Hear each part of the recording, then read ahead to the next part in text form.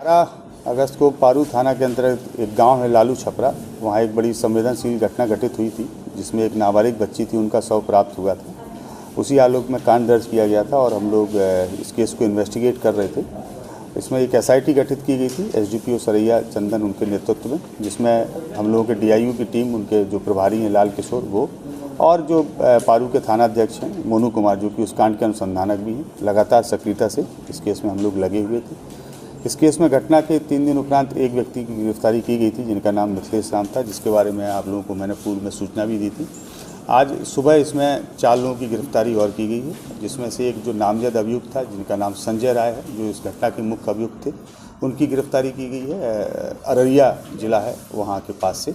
इसके अतिरिक्त 3 और अपराधकर्मी इसमें गिरफ्तार किए गए हैं जो उनके सहयोगी के रूप में थे, जिसमें एक का नाम पंकज पासवान है, दूसरे का नाम चुन्नू है और तीसरे का नाम मुन्ना पासवान है। इस प्रकार से इस पूरे घटनाक्रम में अभी तक हम लोगों ने कुल 5 लोगों की गिरफ्तारी की है। इसमें पूरी घटना में अभी 2 लोगों की संलिप्तता और प्रकाश में आई है पूछताछ के दौरान, तो हम लोग प्रयास कर रहे हैं और हम लोग की टीम उन दोनों लोगों की गिरफ्तारी के लिए भी प्रयासरत है।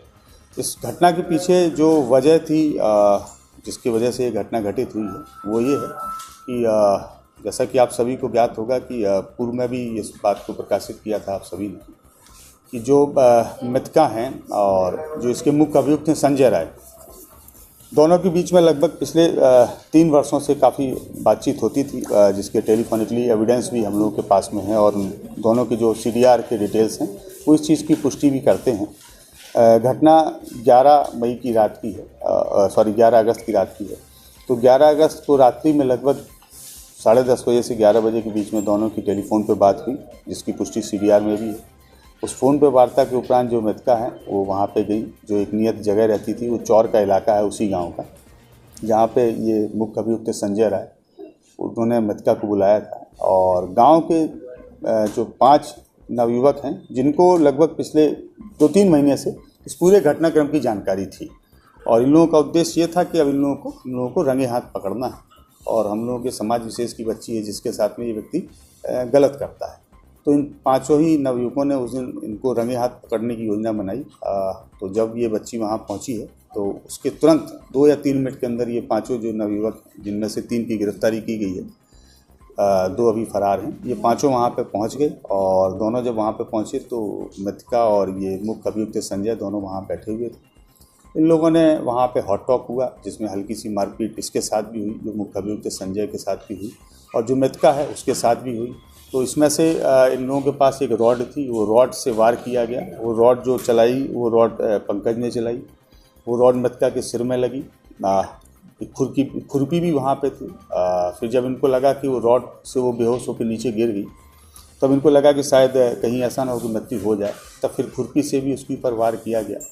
और इस दौरान फिर इनको लगा कि शायद वो अनकॉन्शियस हो गई हैं, तो ये लोग वहाँ से भाग खड़े हुए। जिसका मुख्य अभियुक्त था संजय वहाँ पे मौजूद था। संजय को लगा कि अब मेरा भी इसमें भेद खुल जाएगा, तो संजय ने वहाँ पे जो ढैंचा होता है, ढैंचे की पत्तियों से जो रस्सी बनती है, उससे उसके हाथ पैर को बांधा, उसका गला दबाया और मृतका को घसीटते हुए, जो घटना स्थल है लगभग वहाँ से 20 से 30 मीटर दूर चौर में, जहाँ हल्का सा पानी था, गहराई का इलाका था और झाड़ियाँ थी, वहाँ घसीटते हुए ले गए। इसने वहाँ उनको दबा दिया ताकि उनकी डेड बॉडी ऊपर ना आने पाए और लोग खोज नहीं पाए।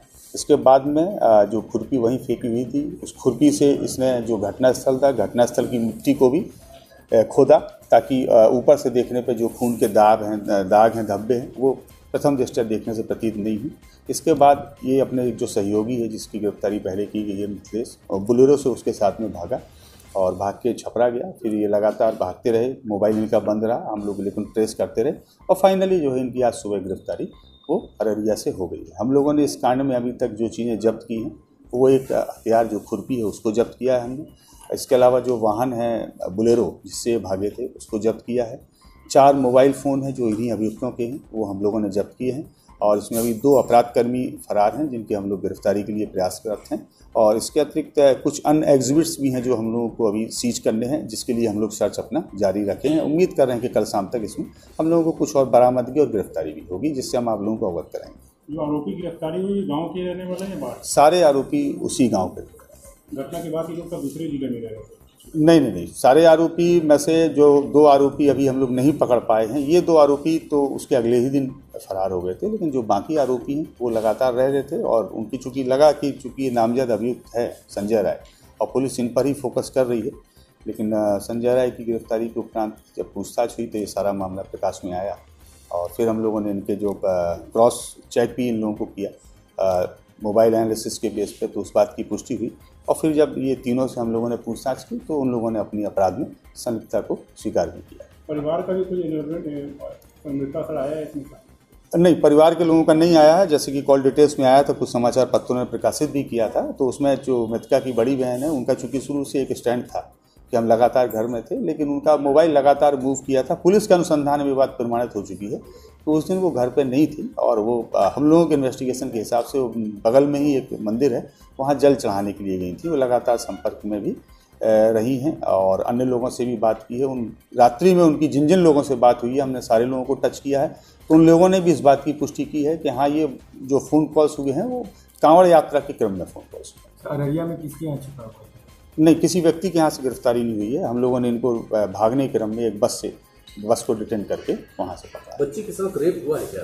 नहीं, उसकी पुष्टि ना तो मेडिकल में हुई है, ना ही इन दोनों से पूछताछ के दौरान हुई है। इसके अलावा जो वैजाइनल स्वैब की रिपोर्ट्स आई हैं, उस रिपोर्ट में भी इस प्रकार की कोई पुष्टि नहीं हुई है। और जो इंजरी थी उसके बारे में हम लोगों ने स्टार्टिंग से ही आप लोगों को स्पष्ट किया है कि शरीर में 3 जगह इंजरी थी और इन लोगों ने भी जो बताया है उसके अनुसार भी वही 3 जगह इंजरी है और पोस्टमार्टम रिपोर्ट्स में भी, इंक्वेस्ट में भी वही 3 जगह इंजरी है। एक हिस्सा सिर है, दूसरा हिस्सा गर्दन है और तीसरा हिस्सा हाथ है। उसके बाद का मैटर